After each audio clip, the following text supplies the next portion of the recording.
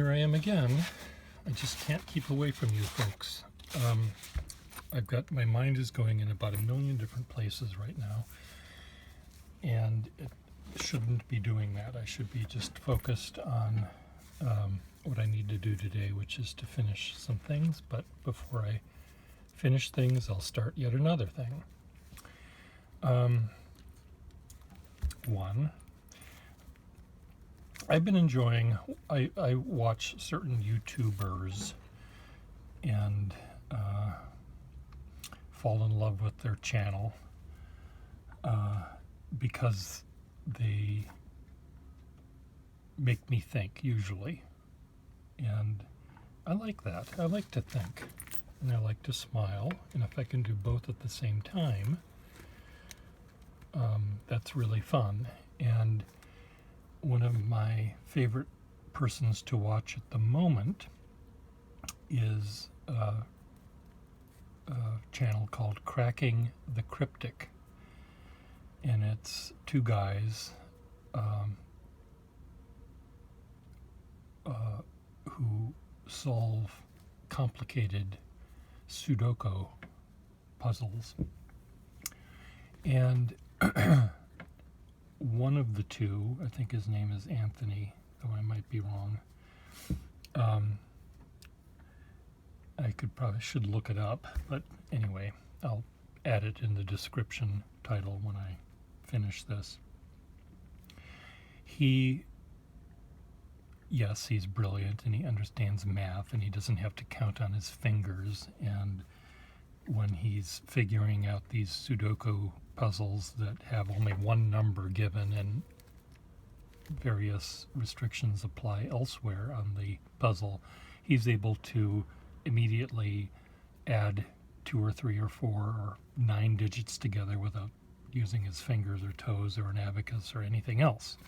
He just solves these puzzles in a logical way. And one of the things I really like about him is he never seems to pat himself on the back.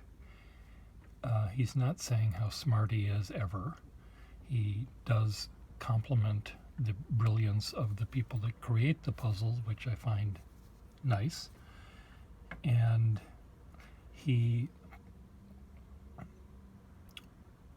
also, what he really loves the most of all of this stuff is the logic and the beauty of mathematics, and how math is so interwoven, and if A then B, if B then C, if not A then perhaps not B. He has this love of logic problems, and I find it absolutely fascinating. So remember that factoid as I go on to my second diatribe here. Second tangent. So let's just use this pen to represent the beauty of math with Cracking the Criptic. He also, as many Brits seem to do, a word that ends in a C or a K, he adds that extra emphasis on the K sound. So it's not lazily swallowing it like we Americans do, cracking the cryptic. Cracking the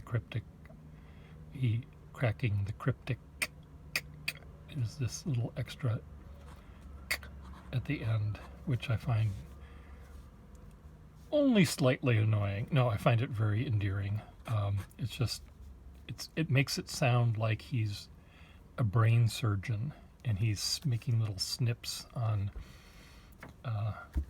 that the sound of the k is a snip of this synapse with that synapse to remove the tumor or whatever. There's an exactitude that's implied by that hard C ending.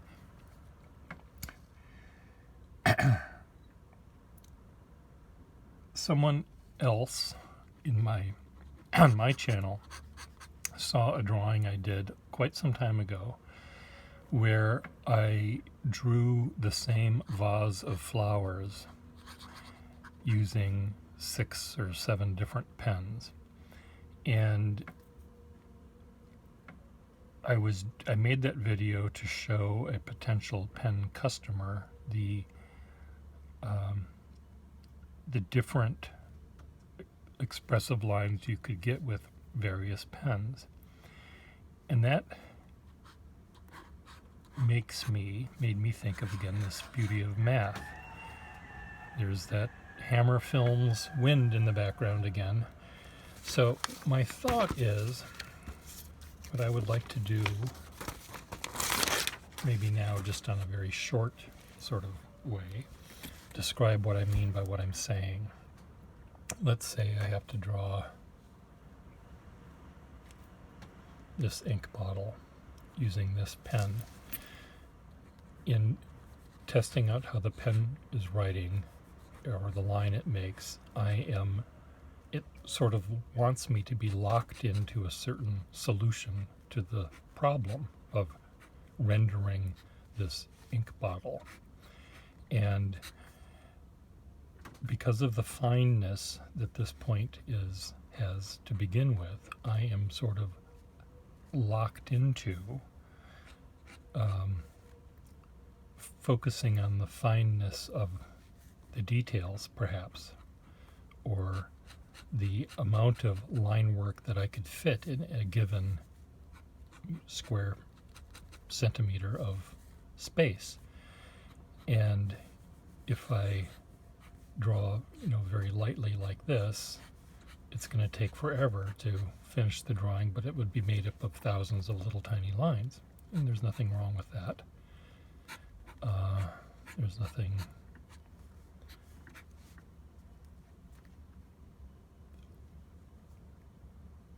There's nothing what? What am I trying to say? This seems to want me to draw in a detailed way. This pen, which is extremely fine and not very flexible, takes that pen I just used, but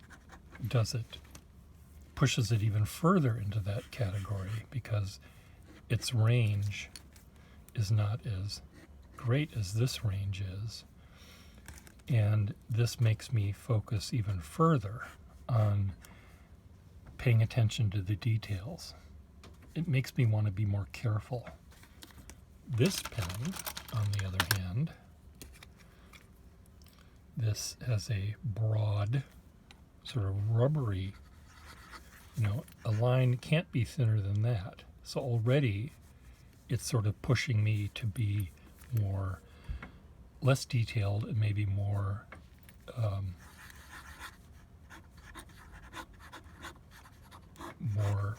expressive in my line rather than descriptive. So this is pushing my drawing in a different direction. I might want to draw it like that with this pen, but I can't. Just like in those Sudoku puzzles, I really want to put a 9 in that little square, but there's a 9 next to it, and I can't. So, deal with it. It's not like putting together a jigsaw puzzle where you get the hammer out and you just shove the piece in, whether it belongs there or not. You can't do that with Sudoku. And you can maybe do that with rendering. I could use this pen to draw as realistic and representation of this ink bottle, but this pen seems to be saying, come on, unclench your teeth, Mr. Gustafson. Have fun, for God's sake. Another pen that has that let's just have fun would be if I used one of my Franken pens with the Victorian era dip nib in it, and I'm not going to use that one because this is a green pen and I like putting green ink in green pens. So I haven't used this one in a long time, and I know I use this with black ink. So if I were to be drawing, and I rarely use these nibs for drawing because you'll see why in a second. They're very, very flexible, and they're relatively delicate. So I'd feel a little bit anxious about using it, fearing that I might break the nib. But let's say this was the pen I had to draw that thing with. I might choose to do, sort of a calligraphic version of it, where I'm, how those Victorian calligraphers would, or penmen, I guess they were called, would draw the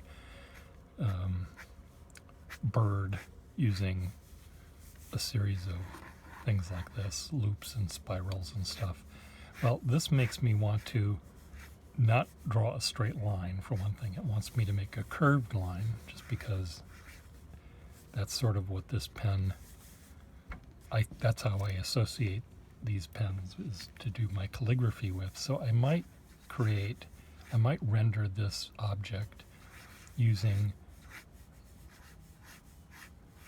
a very fluid calligraphic line. So we're moving away from realism to some sort of other kind of representation, sort of a cartoon or a caricature in some way of what I'm seeing there. If I were to use the stub-nibbed pen, let's find a stub nib.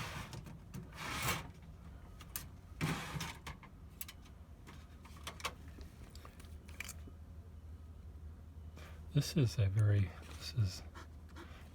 kind of a stub nib. This is almost feels like a reed pen, and you look at Van Gogh drawings, he often uses, or he does use, a reed pen. So it's a piece of reed or a quill that's cut with a sharp, flat point like this, and you get a thick line and a thin line, and you see Van Gogh's drawings where they're made of little tiny sort of marks like this, and it's just full of texture. So if I had to draw this thing with this pen, it might look like this, or I might exaggerate. I might draw with these little hatches like that. This pen is a little bit more rounded on the point than, is it this one? No, this one. This one is a stub nib that's, I think, very sharp on the side stroke. So it really doesn't want to go in this direction because it scratches the paper. So this one I might only draw using downstrokes of some sort. So some pens allow me to go in all sorts of different directions. Some want me to draw in curved lines, not in straight lines. Some want me to draw lots of detail. Some want me to draw a caricature or a cartoon or some sort of impression of this rather than the real thing. So here's my question for all of you folks. I know how these pens make me want to draw a certain way, to create, whether I'm drawing a landscape or a portrait or a still life, it makes me want to use a certain kind of line work.